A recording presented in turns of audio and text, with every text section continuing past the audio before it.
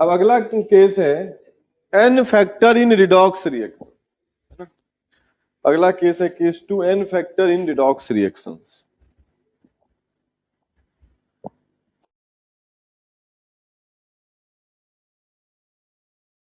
इसमें लिखो, देखो मैं पहले समझा देता हूं। रिडॉक्स रिएक्शन में क्या होगा, किसी का ऑक्सीडेशन हो रहा होगा, किसी का रिडक्शन हो रहा होगा, यही तो होगा। तो ऑक्सीडेशन में क्या होता है, इलेक्ट्रॉन लूज करता है। इलेक्ट्रॉन लूज करेगा तो उसका ऑक्सीडेशन स्टेट बढ़ता है, पॉजिटिव चार्ज बढ़ता है।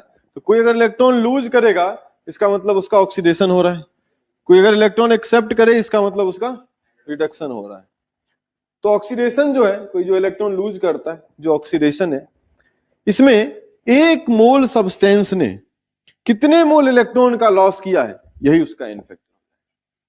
या एक मोल सब्सटेंस ने कितने मोल इलेक्ट्रॉन को एक्सेप्ट किया है, यही उसका एन फैक्टर हो जाएगा।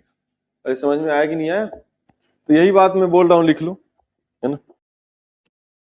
N factor of a substance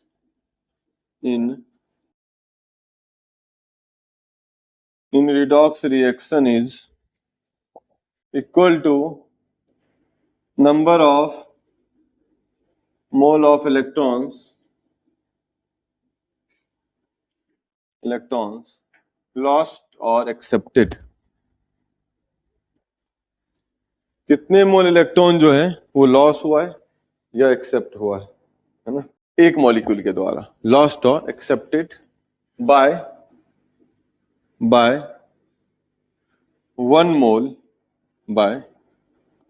mole of that substance। ठीक है। अब एक एग्जांपल देखते हैं, है ना।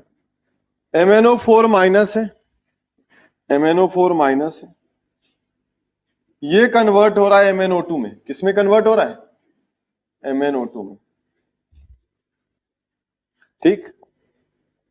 अब ऑक्सीडेशन स्टेट तो निकालने आता है तुम लोगों को। MnO4 माइनस में बताओ Mn का ऑक्सीडेशन स्टेट क्या है?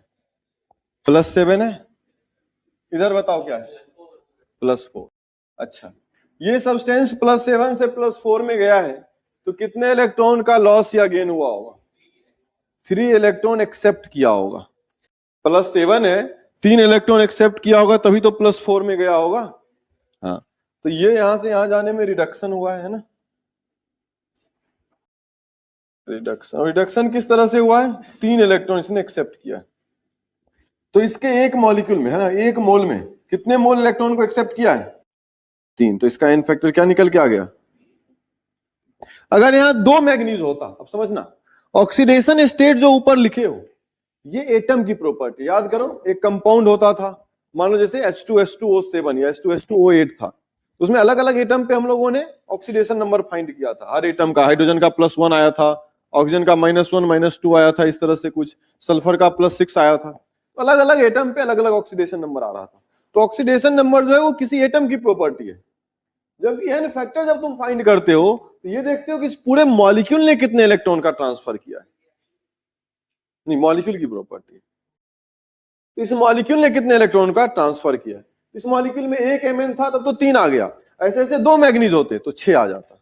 इस मॉलिक्यूल में अगर ऐसे ऐसे 2 मैग्नीज होते तो आंसर क्या आ जाता? 6। तो ऐसा कुछ क्वेश्चन करेंगे हम लोग, और भी इतना नोट कर लें, फिर अगला क्वेश्चन दे रहा हूं।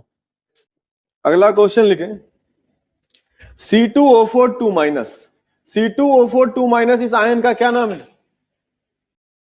और इसका नाम बताया था तुम लोगों को, ऑक्जेलेट आयन बताया था। ऑक्जेलिक एसिड से जो बनता है, ऑक्जेलिक एसिड कहां पाया जाता है? टोमेटो में। ऑक्जेलिक एसिड बताया था तुम लोगों को क्या होता है? नहीं बताया था? बताया था। तो ये है ऑक्जेलेट आयन। इसमें जरा एन फैक्टर बताएं। अच्छा 1 मिनट, बातें मत करो, तुम उठ जाओ वहां से। क्या नाम है तुम्हारा? अक्षय, क्या बात कर रहे हो? हाँ तो बात मत, क्या कुछ नहीं, पेन नहीं था तुम्हारे पास? घर से क्या लेके आए हो? अच्छा, इतना लिखते हो? तो हाँ, अगर इस सब्सटेंस का पूछा जाता है एन फैक्टर तो क्या बताते? इसका पूछा जाता तो इसके लिए भी 3 इलेक्ट्रॉन का ही ट्रांसफर है, तो इसका भी एन फैक्टर क्या आता? 3 ही आता।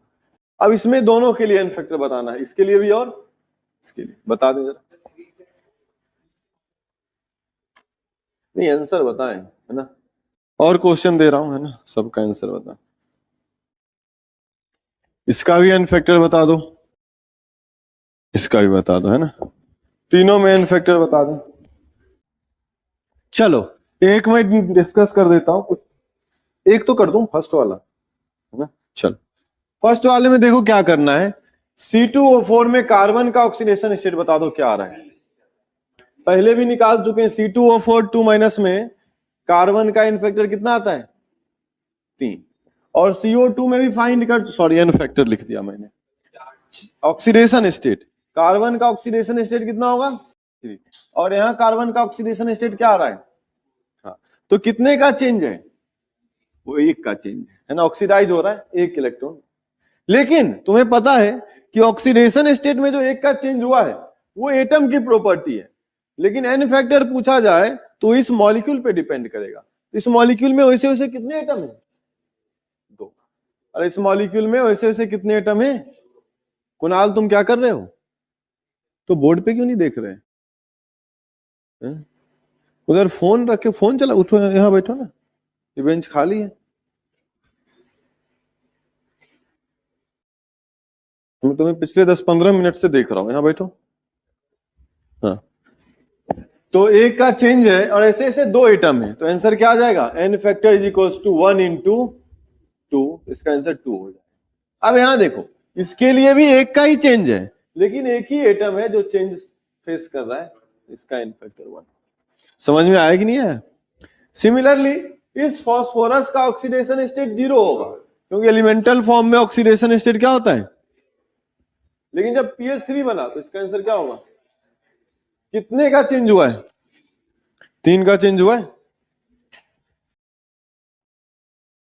3 का चेंज हुआ है, तो एन फैक्टर क्या निकल के आएगा, 4 इंटू, क्योंकि ऐसे से 4 एटम है ना, तो आंसर क्या हो जाएगा, और इसका एन फैक्टर क्या हो जाएगा। अरे समझ में आई बात। तो कई बार ऐसे भी लिखा देते हैं कि चेंज ऑफ ऑक्सीडेशन स्टेट निकाल लो और नंबर ऑफ एटम से मल्टीप्लाई कर दो, उसमें जितना वो वाला एटम है, जैसे यहाँ फास्फोरस का, जैसे अगले केस में चेंज ऑफ ऑक्सीडेशन स्टेट निकाल लो और नंबर ऑफ सल्फर एटम से मल्टीप्लाई कर दो। तो Ne2H2O3, इसमें सल्फर के ऊपर क्या आ रहा है, सल्फर का ऑक्सीडेशन स्टेट क्या आ रहा है, +2 आ रहा है। अरे ऑक्सीडेशन स्टेट निकालना तो सबको आता है ना भाई, हाँ, तो यहां पर सल्फर का ऑक्सीडेशन स्टेट आ रहा होगा +2, और इधर बताओ सल्फर का ऑक्सीडेशन स्टेट +2.5, ये निकलवाया भी था अगर तुम्हें याद हो तो। अब बताओ कितने का चेंज है, हाफ का, तो एन फैक्टर क्या हो जाएगा, half into 2 is equal to 1, लेकिन इधर क्या हो जाएगा, half into 4 is equal to, अरे समझ में आई बात।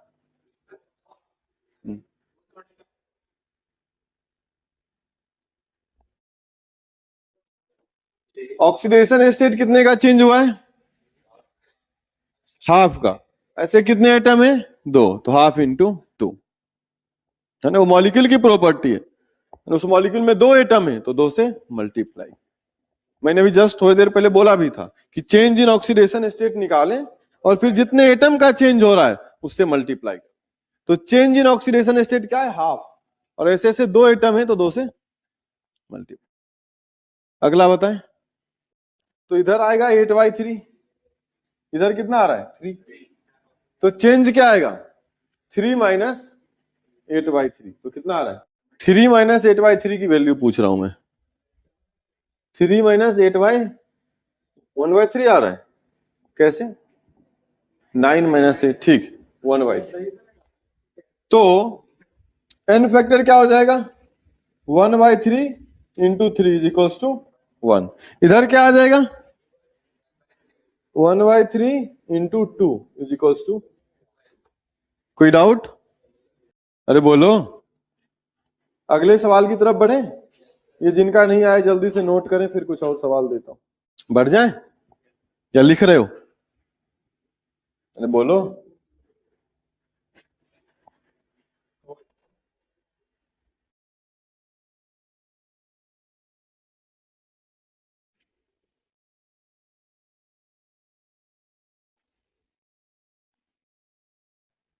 0.76 करेक्ट। चेक कर लेते हैं, बाकी लोग भी जल्दी करें, है ना, 1 मिनट में चेक कर लेते हैं। चलो करें। यहां बताओ ऑक्सीडेशन स्टेट क्या है, -1 और इधर क्या है 0। तो चेंज इन ऑक्सीडेशन स्टेट कितने का हो रहा है, 1 का। ऐसे एटम्स कितने हैं, 1। तो n factor is equals to 1 into 1 कितना हो गया 1। और यहाँ n factor is equals to 1 into 2 is equals to, कोई दिक्कत। अच्छा, अब यहां पर पहले तो निकालेंगे change in oxidation state. Oxidation state में कितने का चेंज हो रहा है, पहले क्या निकालेंगे, फाइंड करो जरा। इसका ऑक्सीडेशन स्टेट हमने फाइंड किया था तो 200/92 था, याद है क्या। तो इस आयरन का ऑक्सीडेशन स्टेट क्या है, अब देखो, अब n फैक्टर क्या होगा, कितने का चेंज है, तो 3 - 200/92। तो जब चेंज निकालोगे तो आएगा 276, ये मल्टीपल एलसीएम लोगे ना, 276 - 200/92। हाँ 13 3 है 3। हाँ अब बोलो क्या क्यों लिखा है। अच्छा चल, तो अब ये हो गया 276 - 200/92। अब इसको जब ये क्या आया अभी, ये तो बस चेंज इन ऑक्सीडेशन स्टेट आया। इसको जब 0.92 जो नंबर ऑफ एटम है उससे मल्टीप्लाई करोगे तब जाके आंसर आएगा, है ना। तो आंसर अपना हो जाएगा, डिफरेंस लोगे तो 76/92 इंटू 0.92। जब डेसिमल उड़ाओगे तो नीचे 100 लगाना पड़ेगा, 92 से 92 कैंसल, तो आंसर आ गया 76/100 जो कि हो जाएगा 0.7। तो इसका n फैक्टर क्या निकल के आ गया, 0.6। अब यही 0.92 के बजाय 2 से मल्टीप्लाई कर देंगे तो इधर का आंसर आ जाएगा। अरे समझ में आ गई बात, कोई डाउट है किसी को, नोट कर लें जल्दी से फिर आगे बढ़ते हैं।